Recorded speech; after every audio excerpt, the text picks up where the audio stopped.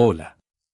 Hoy el maestro Kikutani nos habla de la ley de causa y efecto y del final que le espera a la persona que te detesta.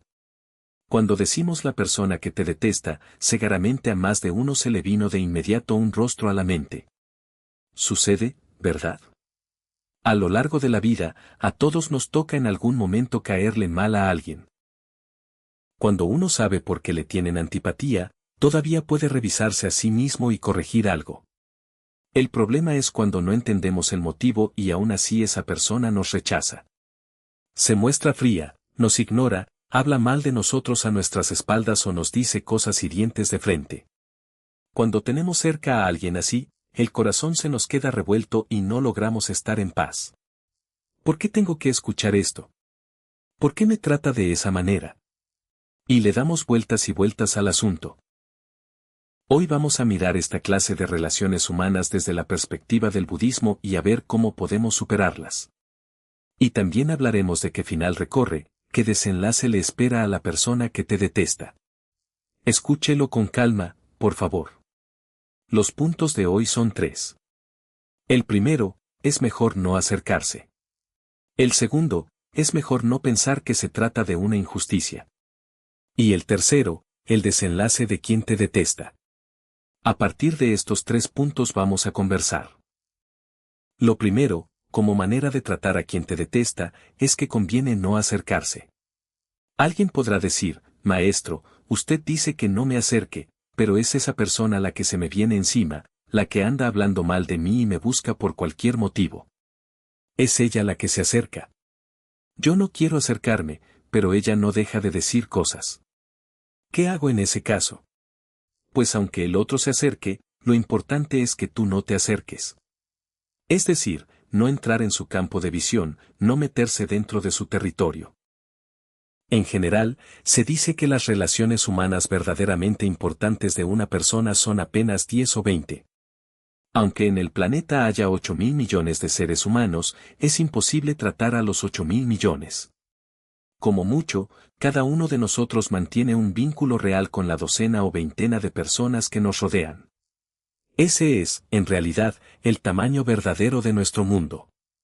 Entonces, lo primero es procurar no formar parte de esa docena de personas. Y fíjese bien, quien acostumbra a hablar mal de los demás, quien vive detestando a alguien, siempre detesta a alguno de los que están dentro de ese círculo cercano suyo. Nadie odia con pasión a un desconocido que jamás verá. Por eso, no entrar en ese círculo es una de las precauciones más valiosas que podemos tener. Existe lo que llaman el número de Dunbar. Por la propia estructura del cerebro, parece que el ser humano solo alcanza a reconocer a unas 150 personas. Lo ideal, entonces, sería quedar fuera de esas 150. Si uno logra situarse en un lugar donde ni siquiera entra en su campo de visión, donde no llega a ser registrado por su conciencia, deja de ser detestado.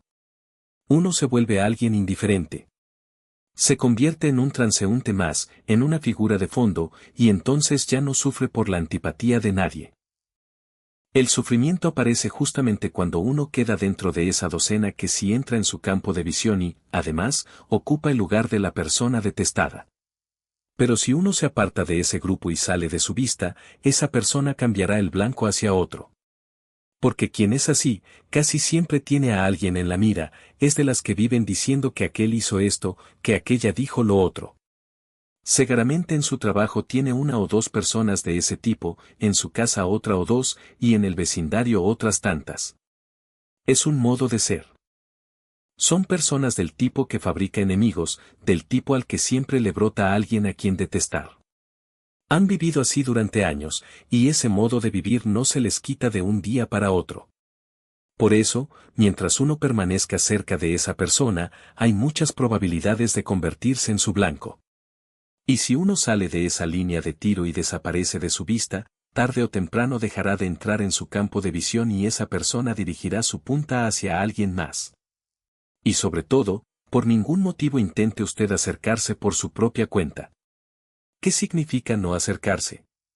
No significa que tenga que llegar a quererlo. Significa esto, que porque el otro te detesta, tú también lo detestes de vuelta. Que porque el otro habló mal de ti, tú le contestes hablando mal de él. que porque el otro te criticó a tus espaldas, tú lo critiques a sus espaldas. Eso es, exactamente, acercarse. Cada golpe devuelto es un paso más hacia esa persona. Hay unas palabras muy conocidas de Buda que dicen así: devolver el insulto a quien te insulta, responder a la ira con ira, devolver el golpe a quien te golpea, aceptar la pelea de quien te reta a pelear, todo eso es necedad. Responder a la ira con ira es obra del más torpe de los necios. Y se dice así porque, pudiendo simplemente no acercarse a esa persona que nos detesta, nos empeñamos en pelear, en tener que ganar, en verla como enemiga y enfrentarla. Esa manera de comportarse es, precisamente, acercarse a quien nos detesta. Alguien dirá, pero si el otro empezó, yo no me quedo tranquilo si no le respondo. Y cuando uno hace eso, la cosa va escalando sin parar. El otro se te acerca con una energía de 10, tú le devuelves 10. Entonces él sube un poco más y regresa con 13. Tú también subes y respondes con 13. Y luego 15, y luego 25. Al final, no hay en toda tu vida una persona en la que pienses tanto como en esa. Terminas teniendo con ella la relación más estrecha de todas. En japonés existe la expresión enemigo con quien no se comparte el mismo cielo. Significa que dos personas no pueden vivir bajo un mismo firmamento, o muere él, o muero yo. Pero no hace falta pensar de esa manera, ¿verdad? Somos 8.000 millones de seres humanos, hay gente de toda clase, y en este mundo abundan personas mucho peores que esa. Así como usted no le da importancia a ninguna de ellas, puede volver también a esa persona a alguien sin importancia. No hay ninguna necesidad de obsesionarse hasta el punto de pensar que uno de los dos tiene que desaparecer. Esa obsesión es, otra vez, la forma de acercarse. Y si uno anda hablando de enemigos con quienes no comparte el cielo, entonces, cuando le pregunten quién ha sido la persona con el vínculo más profundo de toda su vida, la respuesta terminará siendo esa persona que detesta. Su cabeza queda ocupada por ella en buena parte. Y un día se da cuenta de que está siguiendo con los ojos sus redes sociales, revisando lo que publica. Eso significa que se ha acercado a esa persona muchísimo más de lo que imagina. Hay algo mucho más valioso, que es el verdadero encuentro entre seres humanos. El maestro ya lo comentó en otro video, el crítico literario Kameido Katsuichiro dejó escritas estas palabras. Hablar de Shinran equivale, para mí, a hablar de mi propia vida. Lo primero que debo decir de mí mismo tiene que ser ese único pensamiento, que me encontré con Shinran. Ese era el sentimiento que Kameido guardaba hacia el maestro Shinran. Si a él le pedían que hablara de Shinran, respondía, ¿cómo que hable de Shinran? Eso es pedirme que hable de mi vida entera. A una persona así, a esa clase de vínculo, sí conviene acercarse. Un encuentro así es el que deberíamos tener todos. Imagine que le dicen, preséntese usted un momento, hoy hay muchas personas que lo tratan por primera vez, cuéntenos qué clase de persona es. Si fuera Kameido, respondería, lo primero que debo decir es ese único pensamiento, que me encontré con Shinran. Si me piden que hable de mi vida, diré que me encontré con un hombre llamado Shinran, y tengo que empezar a hablar desde ese agradecimiento, porque esa fue la persona que marcó mi vida más profundamente. Esas son sus palabras. Ojalá todos podamos profundizar vínculos así y tener encuentros de esa clase. Pero mire el contraste, si a alguien le piden que hable de la persona que detesta y responde que eso es como pedirle que hable de su propia vida, entonces se pone a contar cuántas décadas ha sufrido por su culpa, y termina narrando una vida de lágrimas. Caminar la vida entera junto a alguien a quien detestas es algo que conviene abandonar. A esa clase de persona es mejor no acercarse. No hay nada más desperdiciado que encontrarse con alguien que nos desagrada y gastar en él la energía de nuestra vida. Por eso, a quien te detesta, a quien te trata con frialdad, no hace falta dedicarle tanta energía. Este es el primer punto, mejor no acercarse. Sobre esa base, el segundo punto es no pensar que se trata de una injusticia. Esto nos cuesta mucho, porque vemos la conducta de quien nos detesta, vemos lo dura que es, y nos preguntamos por qué a esa persona no le llega ningún mal resultado. Nos parece injusto. Yo actúo con honestidad, decimos, Y aún así tengo que soportar que esa persona me trate de forma unilateral de esta manera. Es injusto. Así es como inevitablemente terminamos pensando. O bien pensamos, si esa persona habla tan mal de los demás y anda criticando a espaldas de todos, ¿por qué sus superiores no la llaman al orden? ¿Por qué la sociedad no pone freno a gente así? Y entonces el rencor, o más bien la ira, se extiende desde esa persona hasta quienes la rodean. Nos enojamos repitiendo que es injusto, que es injusto. Pero justamente ahí es donde no hace falta gastar nuestra energía. ¿Por qué? Porque si esa persona está realizando malas acciones, si anda criticando y hablando mal sin parar, esas son sus propias semillas malas, y de ellas le volverá sin falta un mal resultado. Lo único que pasa es que hay un retraso, y por eso todavía no le ha regresado.